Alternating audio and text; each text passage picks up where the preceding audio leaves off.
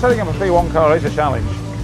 They are quite big cars in physical terms. They're 4.5 metres long, 4.6 metres long, 2 metres wide. They have an awful lot of aerodynamic downforce on them, which has to be controlled to the ground. If you don't have your aerodynamics correct, nothing else is going to work. So that's the first thing we do. We get our ride heights correct so that we don't hit the ground too hard. There's so many different things you can do with aero. You can shift the balance forward, you can shift it backwards, you can add downforce to the front, add downforce to the rear.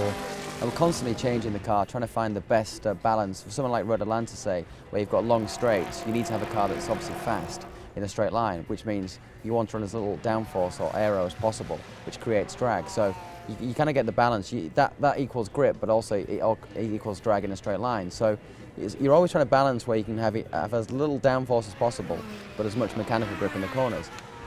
You have to have a car that's flexible, that basically, isn't on a knife edge.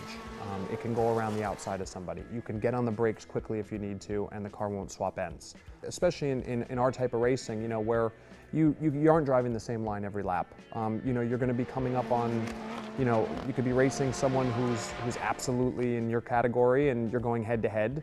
And then you can come up on somebody who's just in the middle of the road.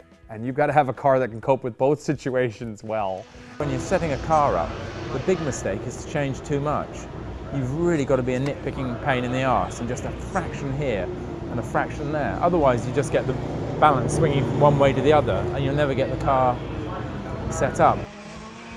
You've got to figure out what your fastest lap would be and which corners can you give a little to be faster in a faster corner.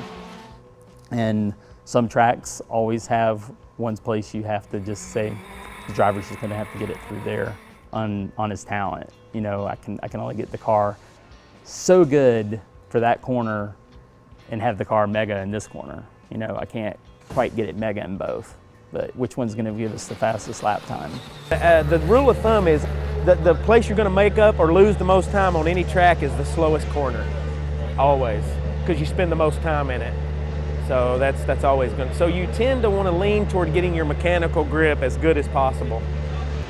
And there's so many kind of rules of thumb which work within a range, but there's always the, this is what you do for this thing until you don't.